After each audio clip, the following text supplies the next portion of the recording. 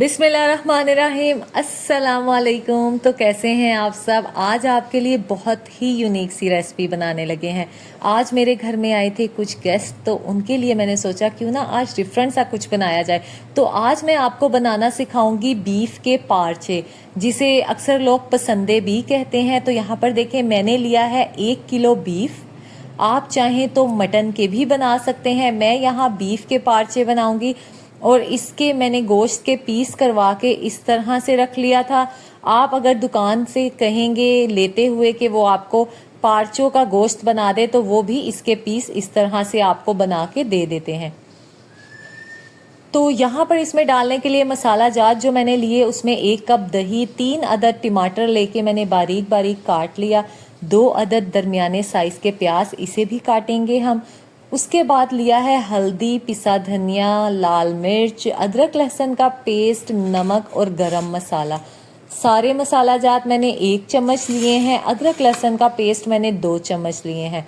तो शुरू करते हैं अपनी रेसिपी को शुरू करने से पहले आप मेरी वीडियो को शेयर कर दें, ताकि ये वीडियो ज़्यादा से ज़्यादा लोग देख सकें। और अभी तक जिन्होंने सब्सक्राइब नहीं किया वो वीडियो को सब्सक्राइब कर दें। सबसे पहले प्याज काटेंगे।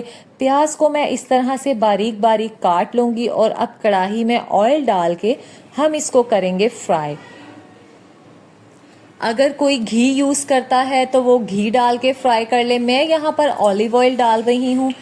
1 से 2 मिनट घी को गरम कर लेंगे और उसके बाद हम इसके अंदर डाल देंगे प्याज। तो चलें प्याज को ब्राउन कर लेते हैं। प्याज को आपने गोल्डन ब्राउन करना है, बहुत ज़्यादा डार्क नहीं करना।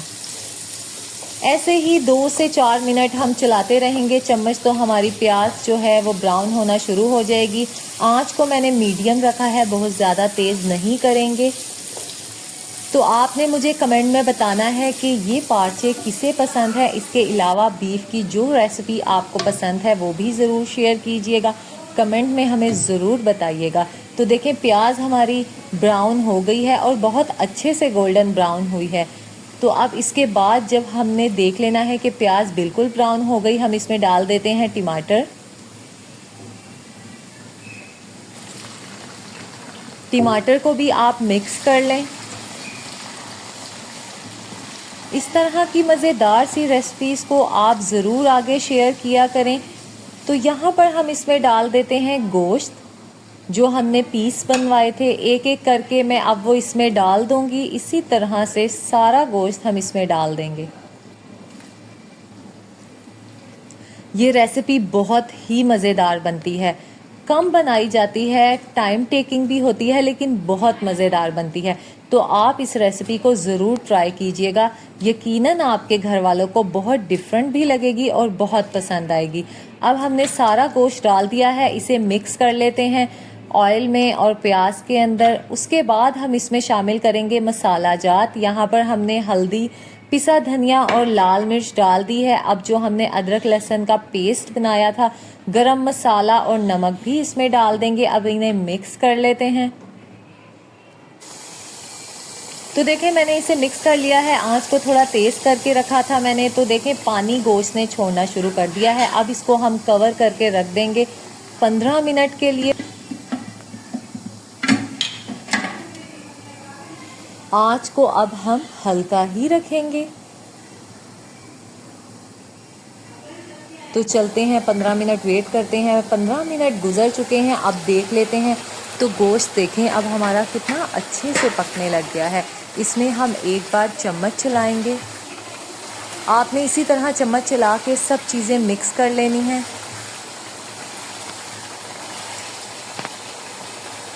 अब यहाँ पर हम इसमें शामिल करेंगे दही। दही हमने स्टार्ट में नहीं डाला था, अब डालेंगे इसमें। इसको मिक्स कर लेते हैं मसाले के अंदर।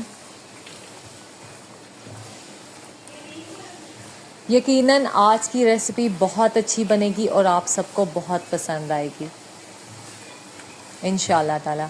इसके बाद हम इसे आधे घंटे के लिए पकने के लिए रखेंगे। जब आधा घंटा गुजरेगा तो देखेंगे कि हमारे पसंदे तैयार होंगे, फिर बस हमने इसकी भुनाई करनी होगी। तो यहाँ पर मैं इसको कवर करके रख रही हूँ आधे घंटे के लिए। फ्लेम को मैंने स्लो कर दिया है। तो अब हम इसको कवर करके रख रहे हैं, वेट करेंगे आधे घंटे का। तब तक आपने मुझे बताना है कि इसके अलावा कौन सी रेसिपीज़ आप पसंद करते हैं, उसे हम अपनी रेसिपी की लिस्ट में शामिल करते रहेंगे। आधा घंटा गुजर गया है तो ये देखें कितने ही टेस्टी से बने हैं, लेकिन अभी ये मुकम्मल पककर तैयार नहीं हुए। अभी हमने इसमें पानी शामिल करना है, लेकिन पहले इसे भून लेते हैं इसी ऑयल के अंदर। जब हम इसमें पानी डाल देंगे तो ये गोश्त हमारा बहुत अच्छे से गल जाएगा। साथ के साथ आप भुनाई करते रहेंगे। अब हम इसमें शामिल करेंगे 1 गिलास पानी। अगर आप चाहें तो इसे कुकर में भी गला सकते हैं, लेकिन मैं इसी तरह से कढ़ाई में गलाऊंगी। पानी डालने के बाद हम इसे अब ढककर रखेंगे मज़ीद आधे घंटे के लिए, ताकि गोश्त हमारा बिल्कुल गल जाएगा और हमारा जो सालन है पार्चों का वो तैयार हो जाएगा। इसको ढककर रख देते हैं। अब आधे घंटे बाद हम देखेंगे कि हमारे पार्चे कैसे बने हैं। आधा घंटा गुजर गया है तो देख लेते हैं कि हमारा सालन कितना ही जायकेदार तैयार हो गया है। अब तेज़ आंच पे इसकी भुनाई कर लेते हैं। तो ये है हमारा मज़ेदार सा सालन। उम्मीद है आपको आज की रेसिपी बहुत पसंद आई होगी। ये अब सालन हमारा बिल्कुल तैयार है पार्चों का, या आप इसको पसंदे कहें गोश्त की, हमारा अच्छे से गल गया है। तो यहाँ पर अब हमने सिर्फ इसको डिश आउट करना है। और जो मेरे घर मेहमान आए हुए थे आज मैं उनके आगे ये रखूँगी खाने के लिए। सबसे पहले गार्निशिंग के लिए मैंने बारीक बारीक हरी मिर्चें काट ली, हरा धनिया और गरम मसाला। तो यहाँ पर मैंने इसे कर लिया है डिश आउट और गार्निशिंग भी कर दी है। कितना ही यमी सा और बहुत जायकेदार लग रहा है। उम्मीद है ये रेसिपी आज आपको ज़रूर पसंद आएगी। तो आपने भी इसको अपने घर वालों के लिए ज़रूर बनाना है और ट्राई करके मुझे कमेंट में बताना है कि आपके पार्चे जो बीफ के थे वो कैसे बने। अगर आप चाहें मटन के भी बना लीजिएगा। तो ये है इसकी फाइनल लुक।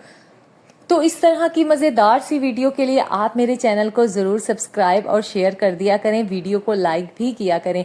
तो इंशाल्लाह ताला इसी तरह की जायकेदार हांडियों और सालन के साथ मिलेंगे अगली वीडियो में। अपना ख्याल रखिएगा। अल्लाह हाफिज़।